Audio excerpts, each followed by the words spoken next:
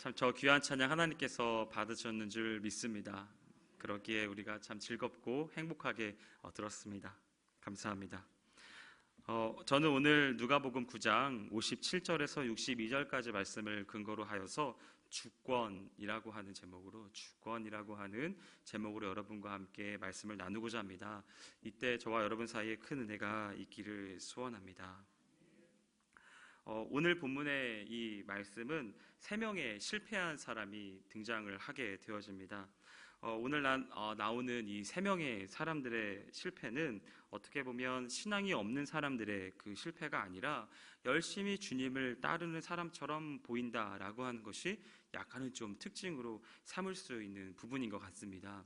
더군다나 그 예수님이 그들을 거절하는 그런 이야기가 나오게 되어지는데, 세밀하게 이것들을 살펴본다면 우리가 사실은 조금 시험에 들 만한 그러한 내용이 사실 좀 등장을 하게 되는 것 같습니다. 아버님이 돌아가셨는데 아버님을 장사 지내고 나서 주님을 따르겠다라고 하는 그것에 대해서도 거부하나?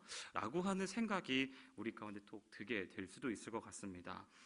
평생을 주님을 따르겠다라고 그렇게 했는데 가족들에게 잠깐 작별 인사할 여유조차, 그 여유조차 주지 않고 그렇게 주님이 거절하실 수 있나? 라고 하는 생각이 우리 가운데 또한 들 수 있는 거죠.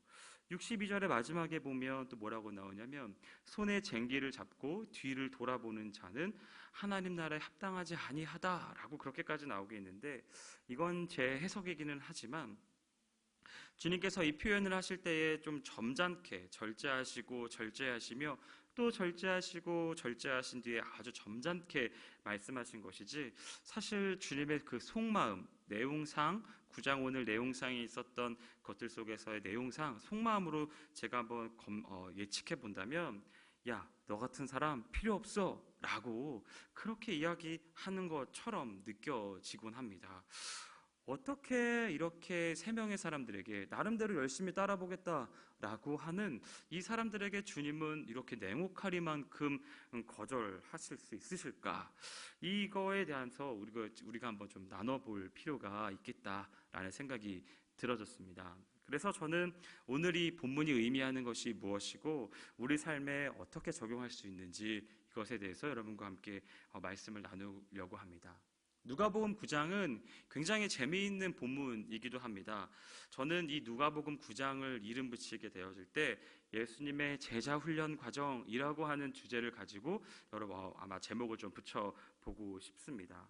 혹은 예수님의 훈련소, 이렇게 한번 이야기를 붙여볼 수 있을 것 같습니다. 여기서 누가복음 9장은 예수님께서 훈련하는 트레이닝 커리큘럼을 보여주는 것이 등장을 하게 됩니다. 9장을 살펴보려고 하면 하나하나가 너무 귀중한 내용들이 많아서 오후 예배 가지고는 좀 부족한 것 같아요. 그래서 아마 이거 가지고 9장만 가지고도 수련회를 할 수 있을 정도로 굉장히 방대한 내용입니다. 그 가운데서 짤막하게나마 몇 가지를 살펴보려고 하는데요. 이 예수님께서 제자들을 훈련시키려고 하는 이 제자 훈련 과정은 오늘 9장에서 등장했을 때 방법은 앉혀놓고 이런 식으로 뭔가 강의를 하는 그러한 형태는 아닙니다. 실무 현장에서 실제 생활을 하면서 일어나게 되어지는 여러 가지 환경들을 가지고 이야기를 하는 거죠. 그러니까 앉아서 집체 교육을 하는 것이 아니라 현장에서 현장에서 트레이닝을 하는 그러한 모습이라고 볼 수 있다는 거죠. 열심히 사역을 경험하게 하고 그 속에서 주님을 따르게 하는 데 있어서 끊임없이 그들에게 이야기를 하는데, 9장의 전반에 보면 극에서 극을 달하게 되어지는 업앤다운을 굉장히 많이 발견을 할 수 있게 됩니다. 놀라운 승리를 경험하게 하기도 하지만 가장 밑바닥까지 내려가게 되어지는 그 경험도 누가복음 9장에는 굉장히 많이 등장을 하게 되어지죠. 승리를 맛보게 하시고 다시 깨트리셔서 바닥에 내려가는 그러한 일들을 굉장히 거듭하게 됩니다. 짤막하게나마 그것을 여러분들 가운데 소개시켜드리면, 누가복음 9장은 12제자를 파송하는 그 글로 시작을 하게 됩니다. 두렵고 떨리는 마음으로 12제자가 나가게 되어지는데, 돌아올 때에 기쁨에 가득 차서 돌아오죠. 승리했습니다. 그런데 예수님께서 이들을 데리고서는 곧바로 어떤 일들을 행하시냐면 오병이어의 기적을 행하십니다. 제자들은 이 일에 대해서 반응을 하게 되어지죠. 어떻게 반응하십니까? 여러분들 잘 아시겠지만 이것에 대해서 이거 먹을 거 없어, 다 먹일 수 없다라고 그렇게 하면서 걱정하고 염려하게 되어지는 거죠. 자기가 가지고 있는 시각과 자기가 가지고 있는 선입견 속에서 이런 것을 행할 수 없다라고 그렇게 그들은 실패하게 되어집니다. 그래서 깨지죠. 어떻게 해요? 예수님이 5천 명을 먹이시는 행동을 통하여서 그들을 깨트리십니다. 다음으로는 뭐가 이어지냐면 베드로의 큰 고백이 일어나게 됩니다. 그게 무엇이죠? 주는 그리스도시요 살아계신 하나님의 아들이십니다 라고 하는 이 일생일대 베드로가 보여줄 수 있는 가장 큰 고백, 그 고백을 하게 되어지는 거죠. 엄청난 고백이지 않습니까? 남들이 하나도 할 수 없었던 그 고백을 베드로가 하게 되어지는 거죠. 그런데 이들은 또 무너지게 되어집니다. 예수님께서 이야기하시죠. 내가 온 것은 영광을 받으러 온 것이 아니라 십자가에 죽기 위해 왔다라고 그렇게 말을 하게 된 것입니다. 그때 이들은 어떻게 합니까? 제자들은 이거에 대해서 어떻게 하죠? 제대로 이해하지 못합니다. 그러고 나서 베드로가 사단아 내 뒤로 물러가라 라고 그렇게 예수님의 들을 정도로 책망을 받게 되어지죠. 책망을 받는 것으로 끝납니까? 아닙니다. 누가복음은 또 다음 사건을 이야기하는데요. 그 사건이 뭐냐? 변화산 사건입니다. 변화산 사건이 무엇입니까? 그 예수님의 그 광채, 놀라운 광채를 경험하게 되어지는 그 엄청난 사건 아닙니까? 이 사건을 보고 나서 제자들은 흥분을 하게 되어지죠. 그래서 무슨 일인지, 이게 무슨 의미인지, 이게 무슨 사건인지도 제대로 모른 채 그냥 놀라운 일이 일어났으니까 그들은 광분을 하게 되어집니다. 아, 우리가 하나님의 본체를 봤구나 라고 하는 이 흥분에 겨워져서 놀라운 고백들을 하게 되어지죠. 그런 그 경험을 하고 난 뒤에 이 제자들은 또 어떻게 하냐? 또 고꾸라지게 됩니다. 어떻게 고꾸라집니까? 귀신 들린 아이를 만나게 되어지죠. 그 귀신 들린 아이들을 고치지 못하게 되어지는 거죠. 그러면서 염려하게 되어지고 걱정하게 되어지며 불안하게 됩니다. 이들은 또 박살나게 되어지죠. 우리는 할 수 없습니다 라고 하는 그 고백을 하게 되옵니다. 그리고 나서 또 예수님은 말씀하십니다. 나를 희생할 거야 라고 그렇게 이야기를 하죠. 그때 제자들은 또 어떻게 하죠?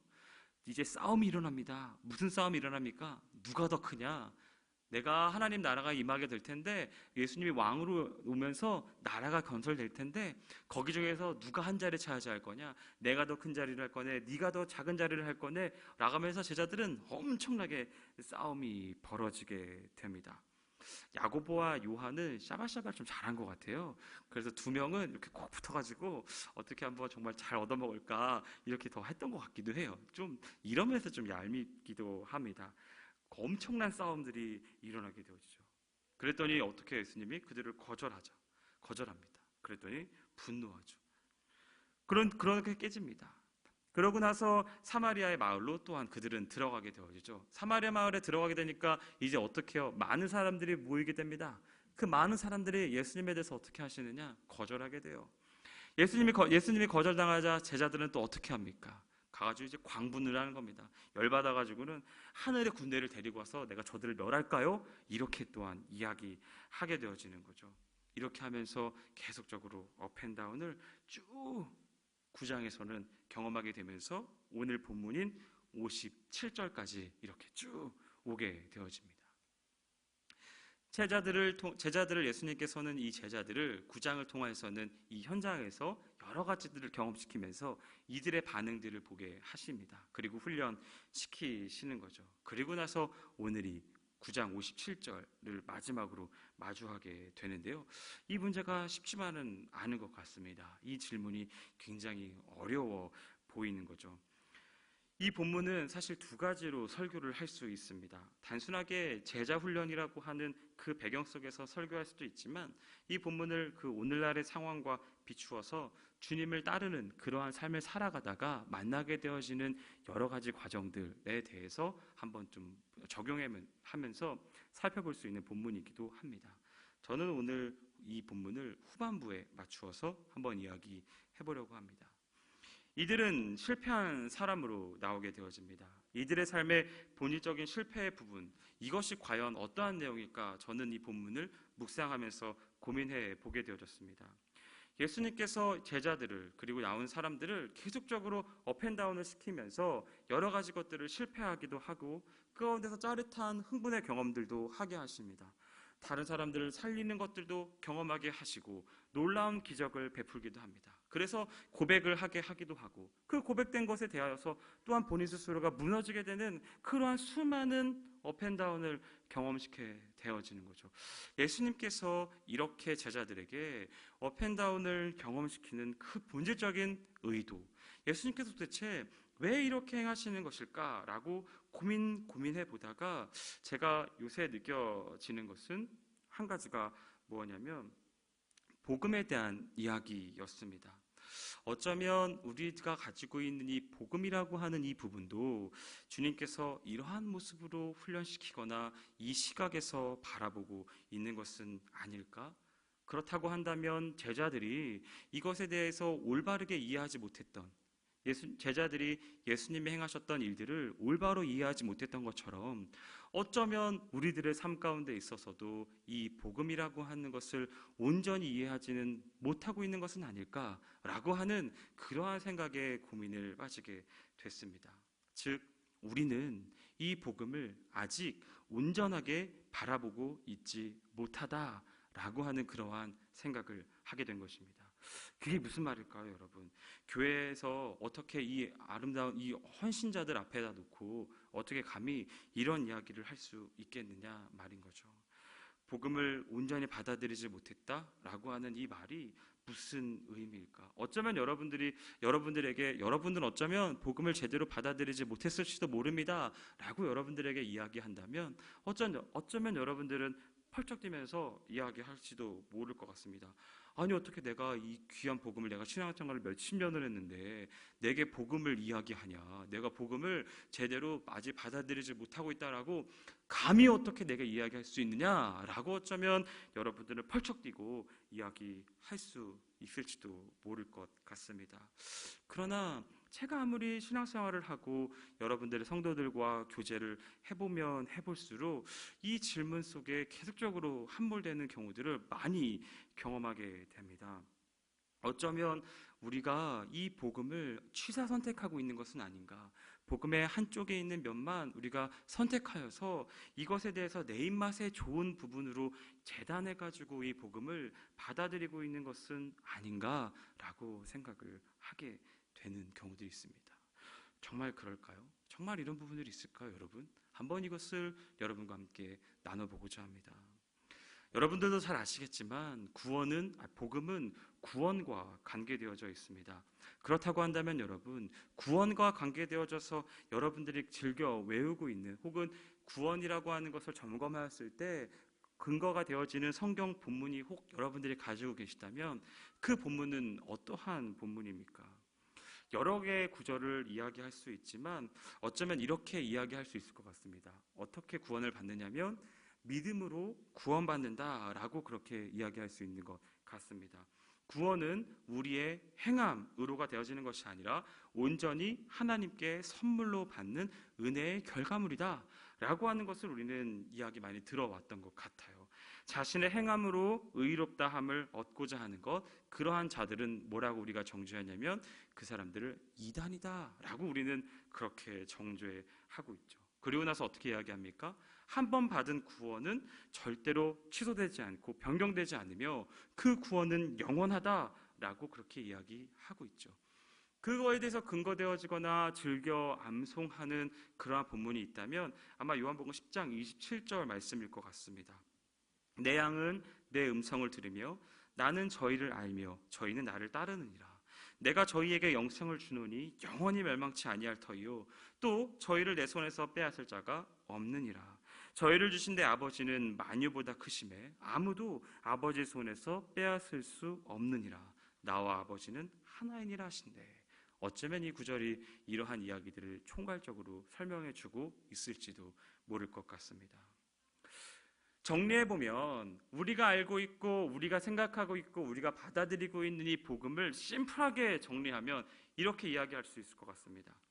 믿기만 하면 구원받고 천국이 보장된다.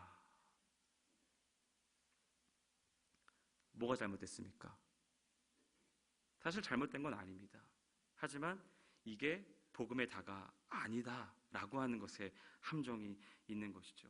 저는 이러한 것을 아마 복음의 축복이라고 붙여질 수 있을 것 같습니다. 복음에는 이 축복의 면이 있습니다. 하지만 우리가 명심해야 할 것은, 우리가 받아들여야 할 것은 이 복음에 있어서 축복이 다가 아니다라고 하는 그 사실이죠. 복음이라고 하는 동전이 혹 있다라고 한다면 한쪽 면에는 이 축복이라고 하는 것이 존재하게 되어집니다. 하지만 그 반대편에 다른 것이 있게 되어지는 것이죠. 그건 바로 복음의 요구입니다. 이 복음에는 요구가 있다라고 하는 것이죠. 복음은 축복이라고 하는 그 면을 우리 가운데 분명히 제시해 주지만 다른 한면으로는 이 복음에서는 요청사항이 있다라고 하는 것입니다. 이 복음이라고 하는 동전은 이 앞면과 뒷면이 반드시 존재하게 됩니다. 이것을 아무리 슬라이스하고 슬라이스해서 재단하고 자르고 자른다 하더라도 그래도 이 양면은 존재하게 되어지는 것이죠.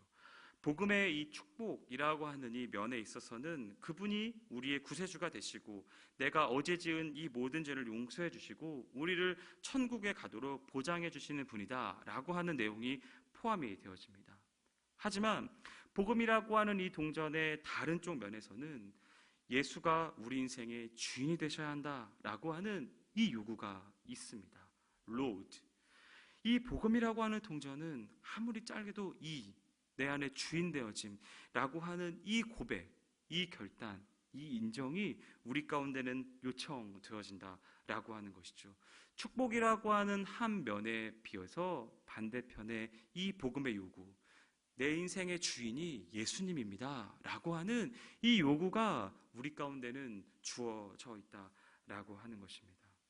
어쩌면 우리가 이 복음이라고 하는 이것에 대하여 동전의 양쪽 면을 다 잡는 것이 아니라 동전의 한쪽만을 이렇게 들고서 신앙생활하고 있는 것은 아닌가, 우리는 이 부분을 한번 생각해 봐야 할지도 모르겠습니다.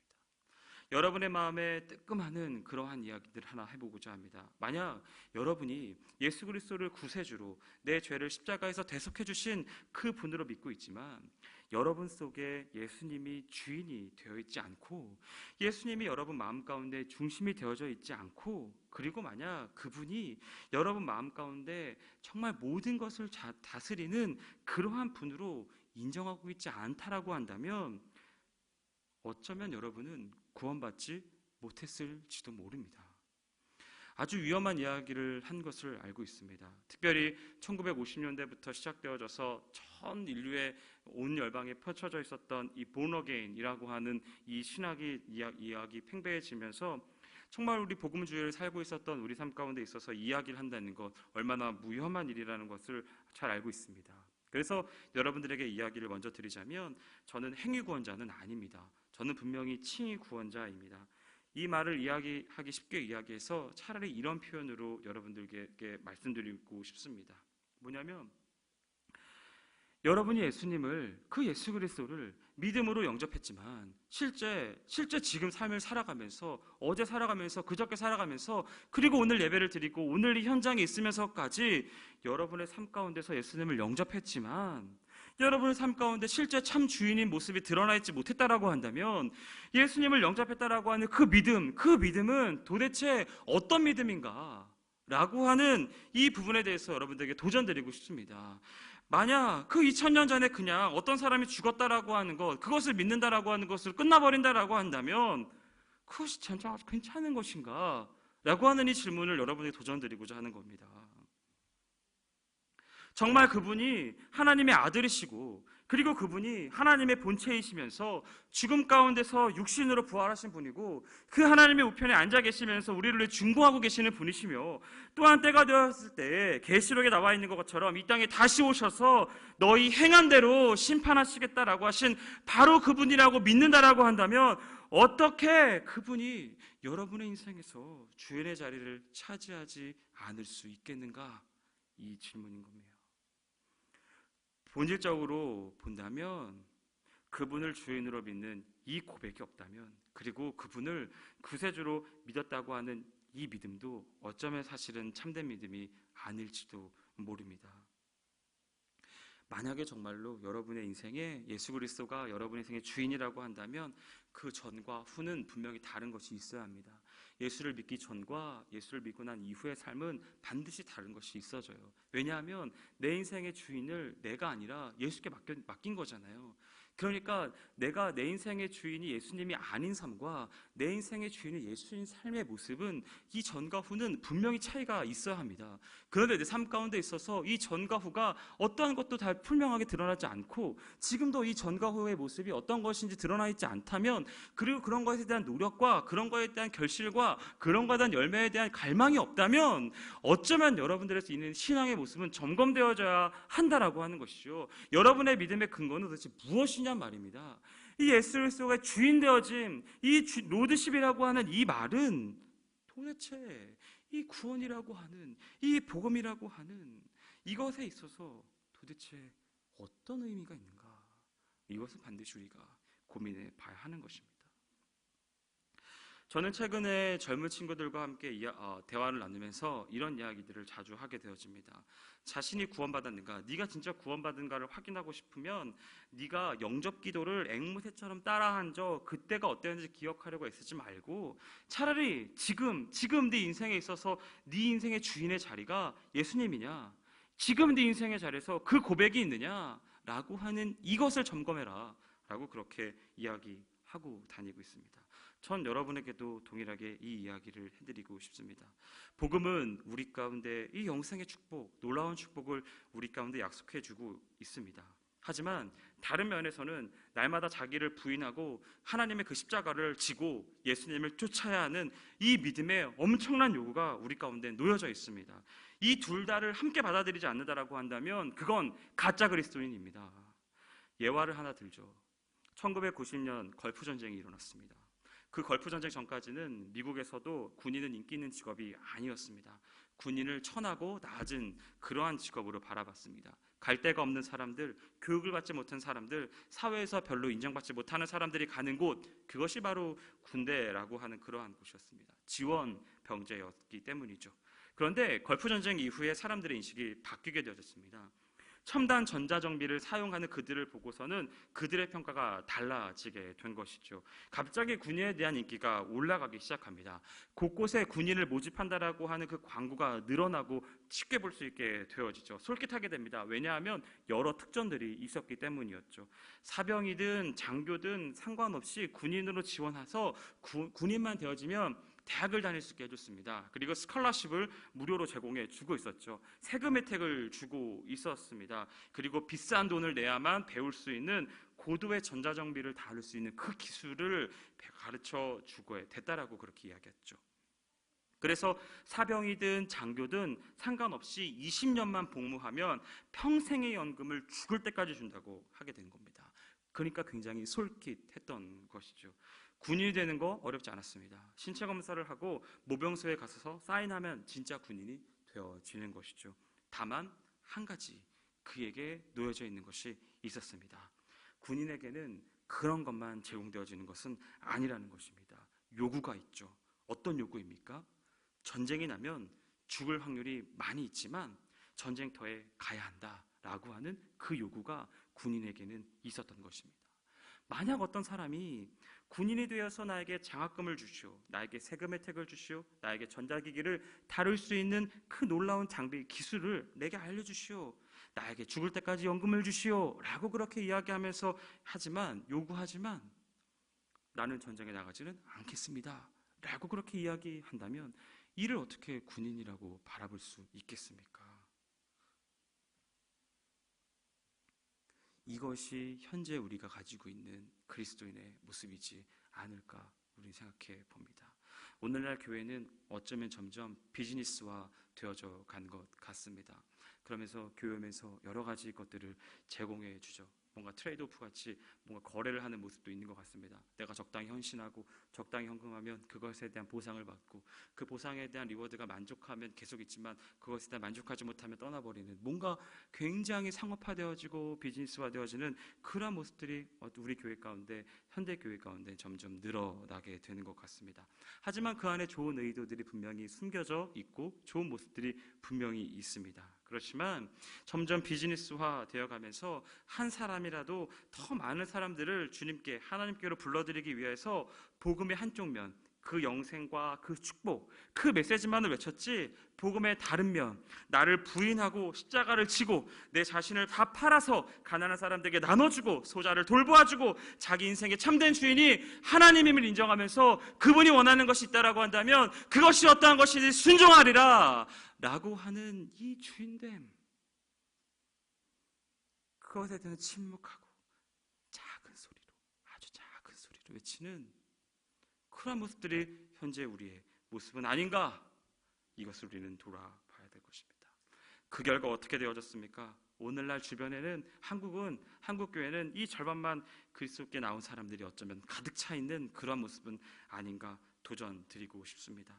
어쩌면 우리가 지금까지 더 많은 사람들에게 복음을 전한다, 더 많은 사람들에게 구원을 준다라고 하는 이 놀라운 정말 명분 아래에서 복음을 할인하고 본인을 싸구려 취급하고 복음을 도매급으로 헐값에 팔아넘겼는지도 모를 것입니다. 이건 우리의 책임입니다. 한국교회가 지금 병들어버리고 어쩌면 이러한 모습으로 전락해버리고 있는 건 우리의 책임일 수 있을 것입니다. 그분이 우리를 구원해 주신 구세주라고 한다면 내 인생의 주인을 차지해야죠. 여러분들이 스스로 이야기하면서 주님이라고 고백한다면, 그분을 주님이라고 고백한다면 이 부르짖은 다음엔 이 이야기가 있는 거예요. 나는 당신의 종입니다. 이 고백이 숨겨져 있는 거예요. 그 고백의 의미가 뭐예요? 내가 주님 당신을 위하는 거라고 한다면 내가 죽기까지 각오하겠습니다. 이러한 고백이 그 안에는 숨겨져 있는 거예요. 너무나 당연한 이야기인 것 같지만 우리의 신앙은 현재 많이 뒤집어져 있습니다. 제가 요즘 젊은이들이 쓰는 표현으로 한번 이야기해 볼 테니까 너무 놀라지 마세요. 오늘날 신앙이라는 건 뭐냐? 이런 겁니다. 내가 예수 한번 믿어주기만 하면 그때부터 예수님이 뭐가 되는지 아세요? 내 시다바리가 되는 거예요. 그러면서 막 정신없이 주님을 막 조종하기 시작합니다. 그러면서 주님이라고 이름은 불러요. 그렇게 이야기해요. 주님, 이쪽으로 가십시오. 이쪽으로 가셔서 저기에 문을 여시고 여기에 길을 만들어 주세요. 이렇게 하면서 막 기도라고 하는 이러한 표현으로 막 이야기합니다. 그러면서 주님을 조종하게 되죠. 근데 어때요? 답이 나오지 않아요. 여기가 아니야. 내 마음에 들지 않아. 그러니까 어떻게 해요? 다시 저 길을 만듭니다. 주님, 이제 저 길입니다. 이 길이 아니었어요. 저 길로 가고 싶습니다. 그러니까 저기에 길을 예비해 주세요. 저기에다 놀라운 것들을 예비해 주세요. 저기에 필요한 것들을 모두 다 공급해 주세요. 라고 기도라고 하는 허울로 이야기하죠. 근데 어때요? 들리지가 않아요. 응답이 되지 않아요. 그러니까 이제 어떻게 합니까? 기도라고 하는 행위를 하면서 주님 졸고 계십니까? 주님 뭐하고 계십니까? 지금 내가 기도하고 있는데 지금 장난하십니까? 오늘은 안 하더라도 내일까지는 해주세요 라고 이야기를 하는 거죠. 근데 어떻게 해요? 내일도 답이 오지 않아요. 그러니까 광분하고 그렇게 해서 흥분하게 되어집니다. 그리고 열받는 거죠. 그러고 나서 주님을 원망하게 되어지는 것이죠.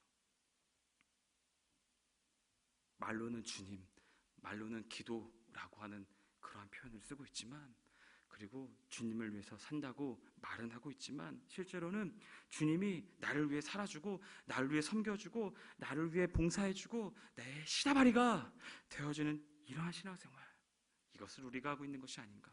진짜 생활의 신앙생활의 진짜 주인이 하나님이 아니라 나인 경우들을 발견하게 되는 것, 나를 위해서 주님이 정신없이 노예가 되어지는 것, 그것이 기도라고 하는 것으로, 봉사라는 것으로 여러 가지 모습으로 나아가지만 그것이 좋은 신앙생활인 것 같아 보이지만 실제로는 주님을 부려먹는 그러한 모습 우리 가운데 있는 것이 아닌가, 우린 점검해 봐야 할 것입니다. 심지어 사람들이 예수를 영접할 때도 이런 이야기가, 이런 현상은 드러나게 되는 것 같습니다. 선을 그어놓고 이 선만 넘으면 예수를 믿는 거다라고 그렇게 이야기하죠. 영접 기도라고 한번 해볼까요?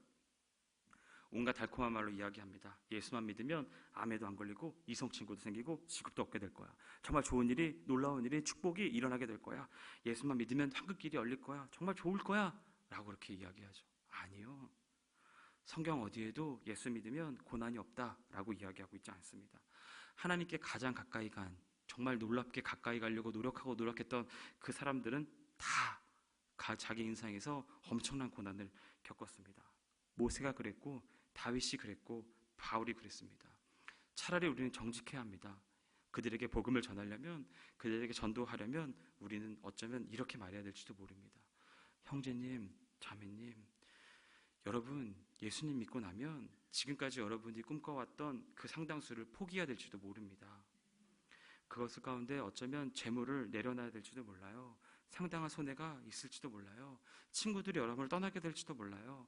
좁은 길을 가게 될지도 몰라요. 외로운 길을 가게 될지도 몰라요. 세상의 기준으로 바라봤을 때 바보 소리 듣게 될지도 몰라요. 다만 그 고난의 길을 갈 건데 너의 주인이 함께 해줄 것이고 그 끝이 다를 겁니다. 우리는 이렇게 이야기해줘야 될지 모를 겁니다. 이 고난의 길에 함께 가시지 않겠습니까? 그러나 이 축복의 길에 함께 가지 않겠습니까? 난 당신을 등 떠밀지 않을 겁니다. 당신을 땡기지도 않을 거예요. 당신이 넘어오세요. 이렇게 해야 되지 않을까요, 여러분? 흔히 이야기하는 것 중에 이런 이야기도 있습니다. 11조 한번 해봐라. 그러면 하나님이 3배, 4배로 갚아주실 것이다 라고 이야기합니다. 저는 지금까지 신앙생활하면서 11조 생활해왔습니다. 그걸과 정말 놀라운 일들도 축복도 얻었습니다. 그래서 제가 회계사가 아니기 때문에 상식적으로 생각하지 못했지만 3배와 4배는 보다는 더 많은 경우들의 축복을 얻을 수 있을 것 같았습니다. 그런데 생각해 보십시오. 만약에 11조를 했는데 주님이 3배, 4배 이러한 것을 축복해 준다면 이것은요 사실 엄청난 투자입니다. 이러한 고부가 가치 투자 상품이 어디 있어요, 여러분? 11조만 넣기만 하면 3배로 뻥튀기를 해준다는데, 돈만 집어넣으면 4배로 뻥튀기를 해준다는데, 이거보다 더 좋은 투자 상품이 어디 있냐는 말입니다. 왜 11조만 하겠어요? 전부를 바쳐야죠. 그럼 한 달 뒤에 어쩌면 3배의 분량이 나에게 리워드로 올 수 있게 될지도 모르는데 말입니다. 그럼 다 집어넣죠. 이것만큼 좋은 투자가 어디 있습니까, 여러분? 결국 이러한 메시지들의 바탕은 모든 신앙이 하나님의 이름을 외치고 있지만 진짜는 내가 주인이고 내가 손해보지 않고 나에게 유익이 되기 때문에 그분을 이용하는 것입니다, 여러분. 물론 신앙에 그런 측면이 없는 것은 아니에요. 축복이 있죠. 하나님께서 보여주시는 여러 가지 보상이 있습니다. 하지만 본질적인 신앙의 측면은 뭐냐? 그것은 그분이 내 인생의 주인입니다 라고 하는 이 고백입니다. 오늘날 우리는 입으로는 주인이라고 외쳐요. 우리는 입으로는 주님이라고 불러줍니다. 하지만 실제로는 안 그래요. 비유를 들면 이런 것과 같습니다. 하인이 마당에 비를 쓸고 있었어요. 그런데 주인이 와가지고 야, 너 비 쓰지 말고 저기에 쌀이 있으니까 그 쌀 좀 옮겨 라고 이야기를 하는 거예요. 그때 하인이 이렇게 얘기하는 거예요. 당신 장난하십니까? 지금 내가 빗질하는 거 안 보여요? 진짜 일하는 거 안 보여요? 지금 나 바빠 죽겠는데 지금 와가지고 나에게 쌀포대를 옮기라고요? 이 빚을 다 하고 나서 내가 좀 몸 좀 괜찮아지고 마음 좀 괜찮고 여유 좀 있으면 그때 쌀포대 옮겨줄까 생각해보려니까 지금 나에게 잔소리하지 마시고 가만히 있으십시오 라고 말하는 것과 진배 없어요. 누가복음 9장으로 한번 돌아가 보도록 하겠습니다. 어떤 사람이 주님께로 왔습니다. 그리고 대단한 고백을 합니다. 뭐라고 얘기냐면 어디로 가시든지 내가 따르겠습니다 라고 이야기하죠. 대단한 고백입니다. 쉽게 할 수 없어요. 이 구절은 어쩌면 신학교 졸업식에서나 나올 법한 그런 엄청난 이야기입니다. 그런데 주님이 동문서답 같은 대답을 합니다. 대단한 신앙의 고백을 했어요. 내가 따르겠다라고요. 뭐냐고? 근데 주님께서 이렇게 얘기해요. 여우도 굴이 있고 공중에 새도 집이 있는데 인자는 머리 둘 곳이 없어 라고 이야기합니다. 무슨 말이냐면 주님은 자신이 따르겠다라고 그렇게 이야기한 사람의 속마음을 들여다보신 것 같아요. 그가 어디로든 가든지 따라가겠습니다 라고 하는 그 대단한 고백을 했지만 그 마음 깊은 곳에서는 무엇이 숨겨져 있었냐면 무엇인가 기대하는 것, 그것이 있었다라고 하는 것입니다. 우리는 이렇게 이야기하죠. 내가 주님을 따랐으니까 하나님 내게 어떻게 해주셔야죠. 내가 하나님을 위해서 리더를 했으니까, 내가 하나님을 위해서 목자를 했으니까, 내가 하나님을 위해서 위원장을 했으니까, 내가 하나님을 위해서 안수집사로서 역할을 했으니까 주님 내게 무언가를 해줘야죠 라고 이렇게 이야기하는 것과 다른 거 없죠. 병도 없고 사업도 잘 되고 고난도 없게 해주셔야죠. 그런데 주님은 이에 대해서 이렇게 이야기했죠. 여우도 굴이 있고 하늘에 나는 새도 집이 있지만 나는 머리 둘 데가 없어. 무슨 뜻입니까? 너 그거 네가 원하는 거 그건 얻을 수 없을 거야. 라고 이야기하는 겁니다. 두 번째 사람이 나옵니다. 더 대단한 사람이 나와요. 조건이 없는 것 같아요. 주님께서 말씀하시죠. 나를 따라오라 라고 이야기를 하게 됩니다. 그런데 그 사람이 뭐라고요? 예라고 대답을 하죠. 그러면서 이야기합니다. 내가 먼저 내 아버지에게 장례를 치르게 해주세요 라고 그렇게 이야기를 하죠. 이건 두 가지로 해석할 수 있어요. 뭐냐면 지금 장례가 일어나서 갔다 오겠습니다 라는 것도 있지만, 나중에 장례가 나면 갔다 올 테니까 그때까지는 좀만 기다려주세요, 아버지가 돌아가실 때까지만 좀 기다려주세요 라고 이야기할 수도 있어요. 뭐 어떻게 상관없습니다. 전제라고 해볼까요? 당장 지금 돌아가셨다라고 그렇게 한번 이야기해보죠. 그러면 우리는 어쩌면 저라면 이렇게 얘기했을 것 같아요. 아, 그래야죠. 장사 지내야죠. 장사 3박 4일 동안 잘 치르고 그러고 오세요. 혹시 3박 4일 동안 하셔서 피곤하시면 좀 휴식 좀 하시다가 좀 상태가 괜찮아지면 그러고 오세요. 아, 제가 장례인지 몰랐습니다. 정말 장례인지도 모르고 따라오라고 했네요. 죄송합니다. 그러고 나서 저는 정말 제가 되려 죄송하다고 어쩌면 착한 척하는 저는 그렇게 이야기할 수 있을지도 모를 것 같습니다. 그런데 저보다 만 배나 혹은 만 배로도 설명할 수 없는 엄청난 사랑이 있으신 이 사랑의 주님께서 뭐라고 얘기해요? 그럴 거 없다. 죽은 자는 죽은 자에게 맡기고 너는 나를 따르라. 어떻게 이렇게 이야기할 수 있습니까? 또 한 사람이 왔습니다. 뭐라고 얘기해요? 주님, 내가 작별 인사할 틈 그 조금만 좀 주십시오 라고 그렇게 이야기를 해요. 그때 주님이 뭐라고 얘기해요? 손에 쟁기를 잡고 나를 뒤를 돌아보는 자는 하나님 나라에 합당하지 않다. 필요 없다 너. 아니, 가족을 돌본다는데 그것이 뭐가 그렇게 큰 문제입니까? 성경에 보면 가족을 돌보지 않는 자는 불신자보다 더 못하다라고 했는데 그렇게 하라는 겁니까? 이게 무슨 말일까요, 여러분? 이 질문의 밑바닥에 있는 진짜 질문은 이 한 가지예요. 뭐야? 누가 주인이냐? 이 한 가지입니다. 이 세 가지 사건의 세 가지 사람의 이 이야기의 본질적인 밑바닥에 있는 질문은 이 한 가지예요. 주인이 도대체 누구냐? 너냐? 하나님이냐? 하나님이라고 하면 다 하나님이 알아서 해줄 건데 넌 뭘 그렇게 신경 쓰냐? 이 행동들을 하지 말고 이 행동을 배제한 채 이 사건은 나쁜 행동이다라고 하나님께서 이야기하는 게 아니에요. 이 질문은 핵심이 이거예요. 주인이 누구이냐? 이것에 대해서 다 계획이 있고 다 뭐 하겠습니다라는 여러 가지 생각이 있는 이런 것들 가운데 주님이 이렇게 해요. 너 필요 없어. 네 생각 가지고 있는 거 필요 없어. 너 그렇게 해가지고 다 재단해서 그 다음에 섬길 거 나 필요 없어. 주님은 이렇게 이야기하고 계십니다. 저는 대학을 다닐 때 마칠 때쯤에 시험을 하나 당했습니다. 저는 예수님을 만나고 나서 하나님을 향한 열심만큼은 대단했다라고 스스로 자부하고 있습니다. 그리고 많이 내려놓았다라고 그렇게 이야기하고 있었어요. 그렇지만 제 마음 가운데 깊은 곳에는 내려놓지 못한 것이 있었는데 그거 뭐였냐면 꿈이었어요. 꿈을 하나를 놓지를 못했어요. 저는 사실 수학 선생님이 되고 싶었어요. 왜냐하면 애들을 가르치는 것을 되게 좋아했고 수학을 좋아했기 때문에 수학 선생님을 하면 되게 좋겠다. 애들을 가르치면서 큰 보람을 느낄 수 있겠다라고 생각을 했었습니다. 당시에 근데 저는 전자공학을 전공해가지고요. 수학 교사를 하기 위해선 대학원을 다시 갔었어야 했어요. 근데 집안 형편이 별로 좋지가 않아가지고 학교를 다닐 수는 없었던 거예요. 그래서 제가 세운 방법이 뭐냐면 공무원을 해야겠다. 공무원을 하고 야간에 교육대학원을 가서 거기서 학위를 마치면 임용을 봐서 내가 교사의 길로 가야겠다라고 생각을 했습니다. 내가 수학 선생님이 되면 학생들과 함께 신앙도 이야기 나누고 너무 좋겠다. 그리고 내가 가지고 있는 장기도 발휘할 수 있으니까 큰 만족이 되겠다. 하나님께도 나에게도 큰 유익이 되겠다라고 그렇게 생각했습니다. 그런데 기도를 했어요. 그래서 제가 공무원이 되게 해주세요. 그래서 내가 안정적인 수입을 얻을 수 있게 해주세요. 그 안정적인 수입으로 야간에 교육대학원을 갈 수 있게 길을 열어주세요. 이렇게 기도를 했는데 그때마다 하나님께서 저에게 그걸 내려놓아라 라고 하는 음성이 들리는 것 같은 거예요. 그럴 때마다 제가 그랬어요. 이거 타다나 물러가라. 이거 어디서 이상한 소리가 내게 들어와가지고 아니 감히 내가 이 거룩한 하나님의 꿈을 꾸면서 내가 거룩하게 내가 헌신하겠다고 지금 다짐하고 있는데 이 나쁜 사단아 물러가라 라고 그렇게 외치면서 대적 기도를 했어요. 그러면서 계속 기도를 했죠. 주님 내게 꼭 길을 열어주세요.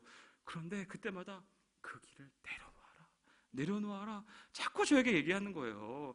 너무 듣기 싫은 이 음성이 거부할 수 없게 계속 들리는 거예요. 내가 이놈의 사단아 물러가라, 이 나쁜 놈아. 더 크게 들리는 거야. 더 크게. 기도할 때마다 더 크게 들리는 거야. 기도는 안 할 수 없겠고 기도는 해야겠는데, 기도할 때마다 이 음성이 계속적으로 들리는데 어떻게 했어요? 저는 이거에 무너질 수밖에 없었어요. 이 거절할 수 없는 이 부르심에 무너질 수밖에 없었어요. 내려놓을 수밖에 없었어요.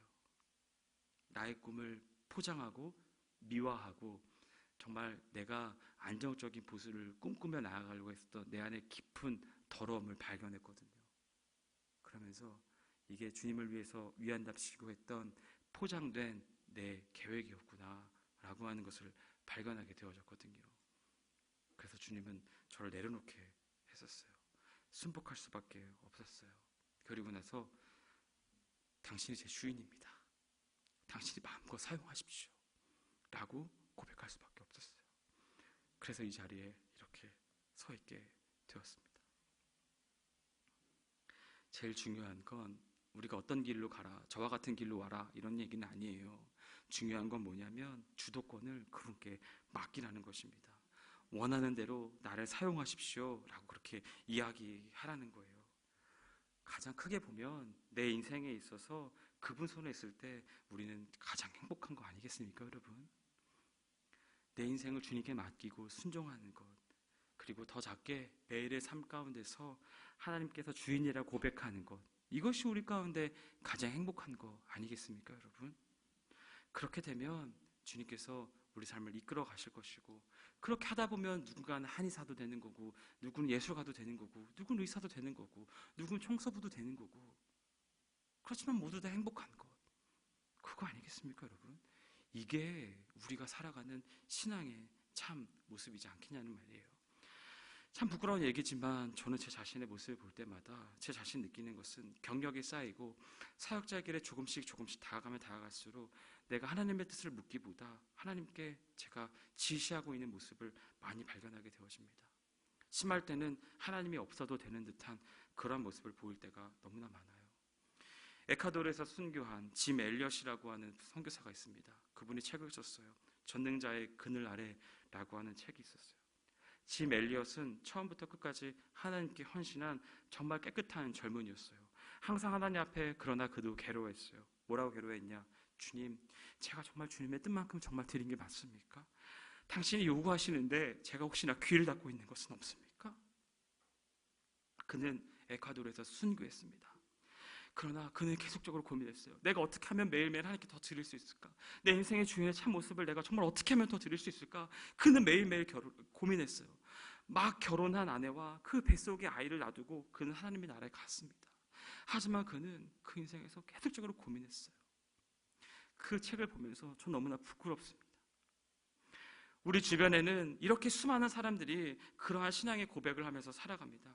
근데 우리의 신앙의 삶 가운데 있어서는 그분이 주인으로 드러나 있지 않다면 그게 무슨 삶입니까, 여러분? 그게 무슨 신앙의 삶이냐라는 거예요. 그게 무슨 복음이냐라는 말입니다.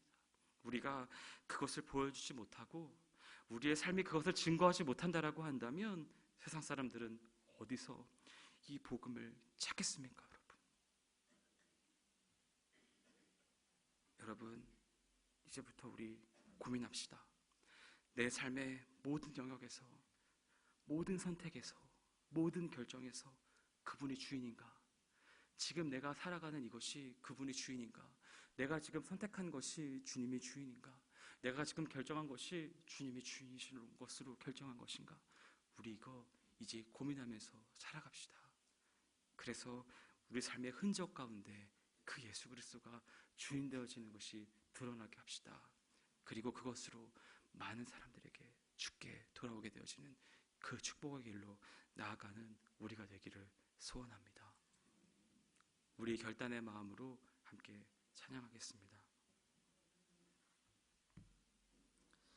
이렇게 예수 그리스도를 따라가는 여러분이 되기를 간절히 소망합니다. 여러분이 가지고 있는 더러움, 여러분이 가지고 있는 이 천박함, 이 쓰레기 같은 이러한 모습을 벗어나서 그 예수 그리스도의 마음을 깨달아 그 하나님의 거룩함 가운데 나아가는 여러분이 되기를 축복합니다.